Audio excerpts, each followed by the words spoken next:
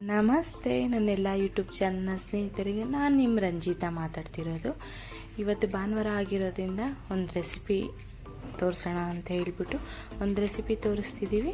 ಅದು ಯಾವುದಂದರೆ chicken wings fry ಅಂತ. ಏನೇನು ಬೇಕಾಗಿರೋದು ನೋಡೋಣ ಬನ್ನಿ.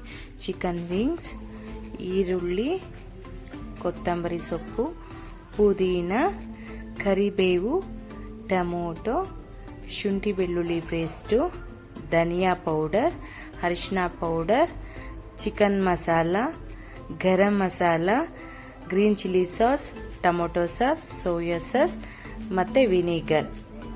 ಹಾಗೆ ಚಿಕನ್ ವಿಂಗ್ಸ್ ಮೊದಲಿಗೆ ಬಾಣಲಿಗೆ ಇಟ್ಕೋಬೇಕು. ಸ್ವಲ್ಪ ಎಣ್ಣೆ ಹಾಕ್ಕೋಬೇಕು. ಅದಕ್ಕಾದ ನಂತರ ಹಚ್ಕೊಂಡಿರೋ ಈರುಳ್ಳಿನ ಅದಕ್ಕೆ ಹಾಕಬೇಕು. ಅದಕ್ಕೆ ಕಂದು ಬಣ್ಣ ಬರೋ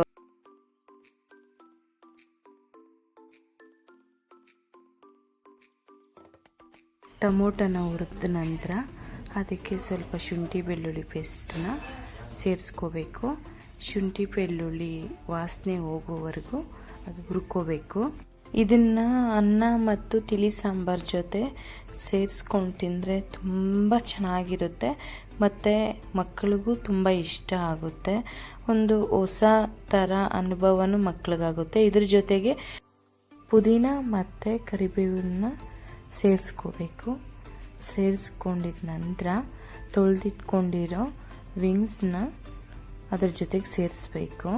ಸೇರಿಸ್ಬಿಟ್ಟು ಒಂದು ಸಲ ಮಿಕ್ಸ್ ಮಾಡಬೇಕು ಚೆನ್ನಾಗಿ. ಅದು ಸ್ವಲ್ಪ ನೀರು ಬಿಡೋವರೆಗೂ ಅದನ್ನು ಹಾಗೆ ಬೇಯಿಸಬೇಕು. ಇದಕ್ಕೆ ಸ್ವಲ್ಪ ರುಚಿಗೆ ತಕ್ಕಷ್ಟು ಉಪ್ಪನ್ನ ಸೇರಿಸ್ಬೇಕು. ನಾನಿಲ್ಲಿ ಕಲ್ಲುಪ್ಪನ್ನ ಹಾಕ್ಕೊಳ್ತಿದ್ದೀನಿ. ನಾನು ಯಾವುದೇ ಚಿಕನ್ ಇದಕ್ಕೆ ನಾನು ಪುಡಿ ಉಪ್ಪು ಯೂಸ್ ಮಾಡಲ್ಲ, ಕಲ್ಲುಪ್ಪೇ ಯೂಸ್ ಮಾಡೋದು. ನಮ್ಮ ಕೈ ಅಳತೆ ಪ್ರಕಾರ ನಾವು ಹಾಕ್ಕೋಬೇಕು. ನಿಮ್ಮ ಕೈ ಅಳತೆ ಪ್ರಕಾರ ನೀವು ಹಾಕ್ಕೊಳ್ರಿ ರುಚಿಗೆ ಬೇಕಾದಷ್ಟು. ಆದರೆ ಮಕ್ಳಿಗಂತೂ ಇದು ತುಂಬ ಇಷ್ಟ ಆಗುತ್ತೆ. ಒಂದು ಸತಿ ಮಾಡಿ ನೋಡಿ, ನಿಮಗೂ ಇಷ್ಟ ಆಗುತ್ತೆ.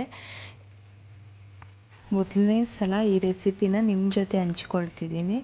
ಇಷ್ಟ ಆದರೆ ಸಪೋರ್ಟ್ ಮಾಡಿ, ಸಬ್ಸ್ಕ್ರೈಬ್ ಆಗಿ, ಹಾಗೆ ಕ್ಲೋಸ್ ಮಾಡಿ 5 ನಿಮಿಷ ಚಿಕನ್ನ ಬಿಡಬೇಕು. ಅದು ನಿಮಿಷ ಆದ ನಂತರ ನೋಡಿ ಚಿಕನ್ನಲ್ಲಿರೋ ನೀರಿನಂಶ ಎಲ್ಲ ಬಿಟ್ಟಿದೆ. ಇದನ್ನೊಂದು ಸಲ ತಿರ್ಗಾ ಮಿಕ್ಸ್ ಮಾಡಿ ತಿರ್ಗಾ ಸ್ವಲ್ಪ ಹೊತ್ತು ಬೇಯಿಸೋಕ್ಕೆ ಬಿಡಬೇಕು. ಅದಾದ ನಂತರ ಮಸಾಲ ಪುಡಿ ಎಲ್ಲ ಸೇರಿಸಿ ಮಸಾಲ ಪುಡಿ ಒಂದು ಸಲ ಮಿಕ್ಸ್ ಮಾಡಬೇಕು. ಮಿಕ್ಸ್ ಮಾಡಿದ ನಂತರ ನೋಡಿ ಈ ಥರ ಬರುತ್ತೆ. ಈ ಥರ ಆಲ್ರೆಡಿ ಅರ್ಧ ಬೆಂದಿದೆ. ಇದಕ್ಕೆ ಜೊತೆಗೆ green chilli sauce,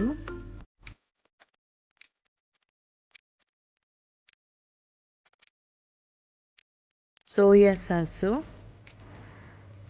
tomato sauce, ಸ್ವಲ್ಪ ವಿನಿಗರ್ ಹಾಕ್ಕೋಬೇಕು. ಇದೆಲ್ಲನೂ ಒಂದು ಸತಿ ಮಿಕ್ಸ್ ಮಾಡಬೇಕು. ಚಿಕನ್ಗೆ ಬೇಯೋವರೆಗೂ ಮಿಕ್ಸ್ ಮಾಡಬೇಕು.